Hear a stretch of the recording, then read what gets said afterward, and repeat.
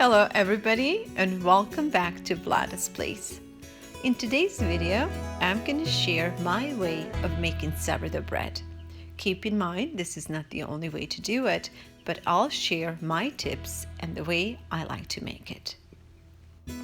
So I was in a 99-cent store today and I ran into this bag of flour, King Arthur's bag of flour, and it is just happened to be a bread flour.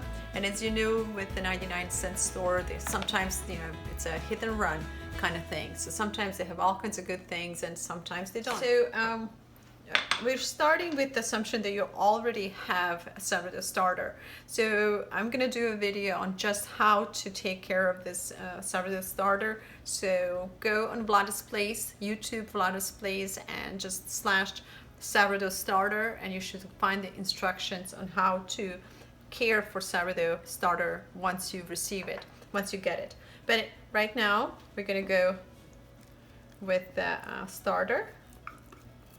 And again, this is all approximate. I usually never measure. I just go by eye and just approximately, and it still works. Now, keep in mind, sourdough needs quite a bit of salt. It's an unfortunate thing, but and I know this looks like there's just too much, but I've been accused way too many times by my children that bread was not salty enough. So a little extra salt or per your taste, and then we're gonna add flour and water. And so again, this special deal on King Arthur's flour today has kind of gave me a little more incentive to bake. So we're gonna go with the 1 cup and 1 more. And so this particular flour is high in protein. There's about 12.7% of protein in the flour itself. And so I'm using this, but you can use almost any flour. Adding a little bit of bran or maybe flaxseed or some kind of grains, grounded grains, will be just as good. All right, so we have 2 cups of flour and I have a cup of water here. Okay, this is a lukewarm water. I don't want it hot and I don't want it cold. I just want to give that warm and nice temperature to bacteria so the bacteria can continue to grow. I kind of like to explain to you a couple of things so you don't have to depend heavily on recipes. When making sourdough, when you're baking bread, this dough is quite a bit different than the yeast risen dough. And with that in mind, I'm still trying to correct myself when baking bread using sourdough starter because I'm used to thicker dough. In this particular case, what you're going for is actually thinner. A dough almost that looks like this,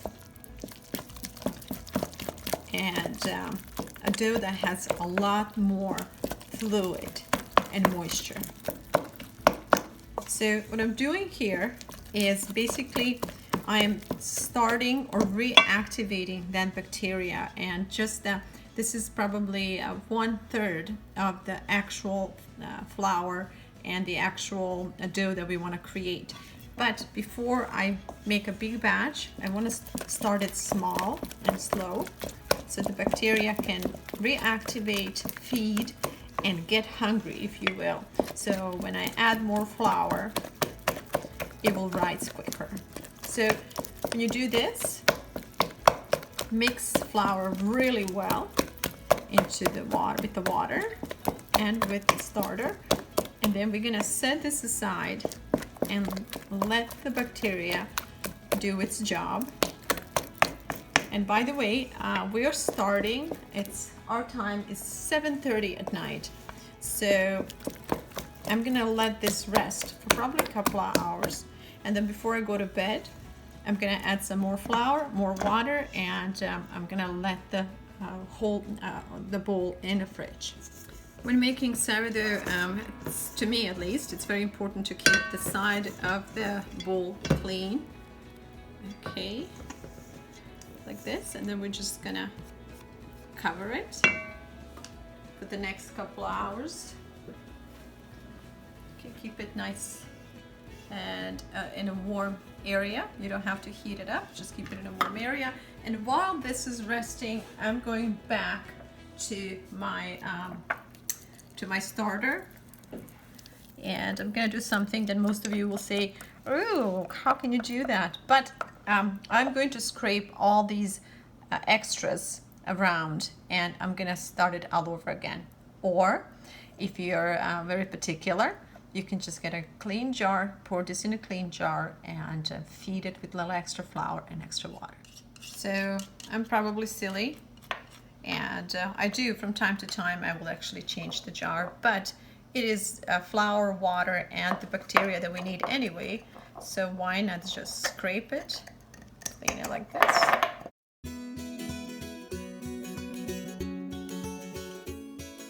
I think one of the reasons why I do this, it's because, again, if you follow me on YouTube, you will hear me talk about my grandmother, who was just really, really strict about food, wasting food. So while I cooked with her, she would always make me go back and, you know, clean the dish a little bit more, because her theory was that Earth goes through so much to provide us with food. And it's such a precious resource, we should not waste it. So anyhow, I put the 1/4 cup of flour in there. I'll just put a little bit more, and then I'll add some water, and we'll just mix it. So here too, we want to create that same consistency we had in our bigger bowl. So kind of thin, but not too thin.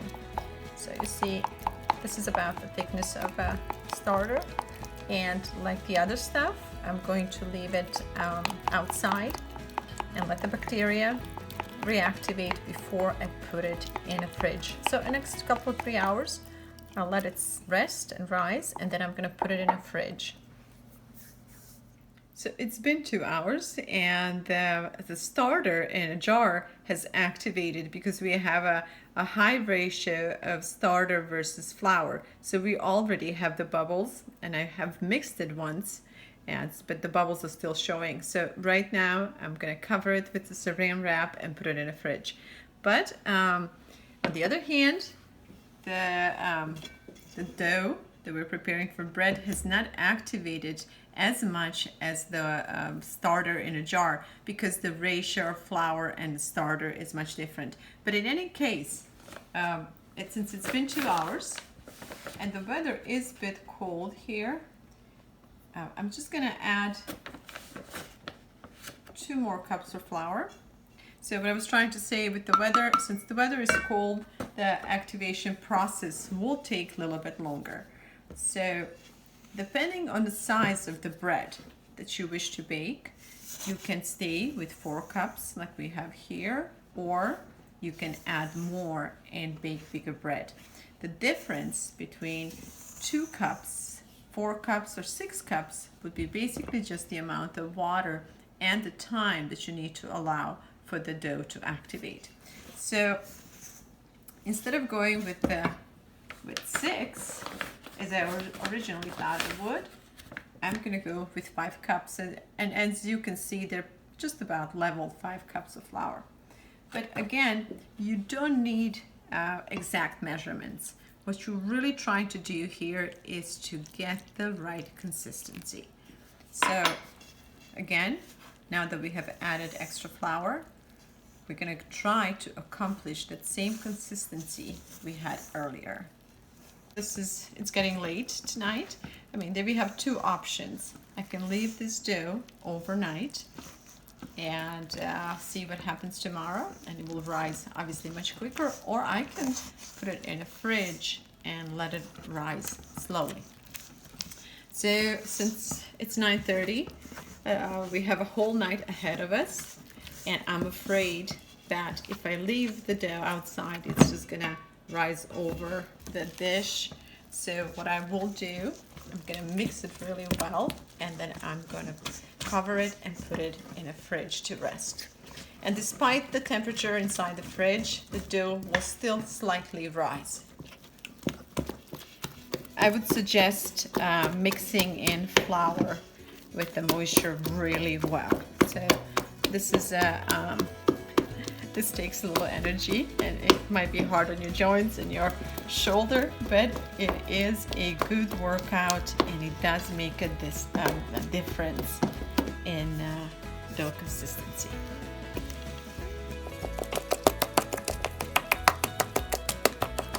Dough is ready. We're just gonna cover it, or then we're gonna come back to it tomorrow. And also we're gonna cover this, and this starter is now good for next couple of 3 days, maybe even longer. We're just gonna check on it, make sure that it's not overgrowing or collapsing. But basically right now it's ready to store, and we're gonna come back to it in a few days to freshen it up and to feed it again. Okay, we'll see you tomorrow. So it's the next morning, and you can see that there are some bubbles forming, which means that bacteria continued to work, and also the consistency of the dough, it's now different. It's a little bit thicker. So what we're going to do is just going to work the dough again, and then we're going to set it on room temperature to rise. Depending on the temperature in your home, the dough should rise every 3 or 4 hours, and you should just work the dough again and again. And in my particular case, I did it twice. It's about almost 7 o'clock in the afternoon, and as you can see, the dough is definitely rising now. I have, since this morning, since I took it out of the fridge, I have kind of worked it twice, and this will be a third time. I'm gonna work it a little bit more and then let it rise one more time. And before I go to bed tonight, I'm gonna work it once again, and then I'm gonna set it in a baking pan and put it back in a fridge again. So as you can see, the consistency is so much better, more uniform, and that's what we were aiming for. And I just want to mention that today was a cold day. The temperatures were mostly in 60s. So this too has contributed greatly to dough kind of rising very slowly. And that's the reason why I'm taking a little extra time to bake the sourdough. So okay, I worked it again, and we're gonna let it rise one more time, and then we'll be back. So it's 9:30 almost in the evening, and so as you can see, the dough has risen once again, and what I'm going to do now is I'm going to prepare it for tomorrow. And you see, as I am pouring it out, you see all these big bubbles, they're breaking in, and that means that bacteria has kind of multiplied, if you will, and it's doing its job. All right, I'm going to work very quickly because I want to keep the consistency of the dough really thin. As you see, this is really thin. I'm just going to work a little bit more. And normally you would see sourdough bread done as round bread. I'm going to change that a little bit with mine. Okay, you see I have a lot of flour on the bottom, which will prevent sticking. Here we go. All right. The reason I'm shaping my bread this way is because I like making sandwiches out of the sourdough. All right, and this is going in the outside fridge till tomorrow morning. Day 3, it's morning, and I'm taking the dough out. And you will notice that this time dough has much bigger bubbles. But since the dough is still very cold, I'm gonna let it warm up, and to do that I'm taking it outside on a warm cement. I'm just going to leave it on a morning sun and let it slowly rise. And here you can clearly see how much the dough has risen, and now it's ready for baking. So preheat the oven on 400 and then set the bread to bake. Let's take a quick peek. Oh yeah, this is looking good. See how nice and round it is? It's looking really good. All right, let's close the oven and let it cook some more. We are definitely done. So let's get this beautiful bread out of the oven. And so if you're trying to figure out when the bread is done, I have a YouTube instructions on how to determine if your bread is done. So you don't have to always depend on the exact timing and temperature. So there are a few steps to know when the bread is done. So you can find that on VLADA'S place, and just Google how do you know when bread is done? I'm gonna let the bread rest and cool on this rack, and I will be back in about 15-20 minutes to get it out of the baking dish so it does not start accumulating moisture on the bottom. So till then, I'm just gonna cover it like this, let it sit and rest, and soon we'll be back. It smells so good, by the way. Okay, let's take the bread out, and actually I should have taken it out even sooner. Oh, did you see that? It just popped up. Oh, this looks so good, and it gives me satisfaction to have the right smell, and it's a soft bread. As you can see, it doesn't have that rough crust that most sourdoughs have. It is beautiful. It's still very hot, but we want to cut in and have a piece. Gorgeous. And so when you bake bread, don't limit yourself with assumption that bread has to be the certain shape and have the certain look. Play around, give yourself some freedom to explore, and the point is to have the fun, and the point is to practice and figure out the way to bake your best version of bread. All right, this bread is still very hot, and so having the right knife is very important because you don't want to squish it as you cut. Oh yeah, baby, this sounds just right.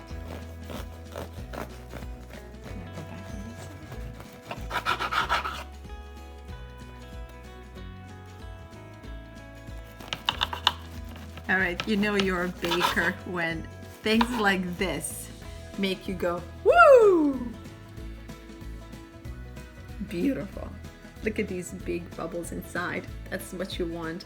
The bread is still soft, so I mean, you don't need anything basically on this, but what we're gonna do, we're gonna put a little butter and some honey, and we're gonna have ourselves a dessert.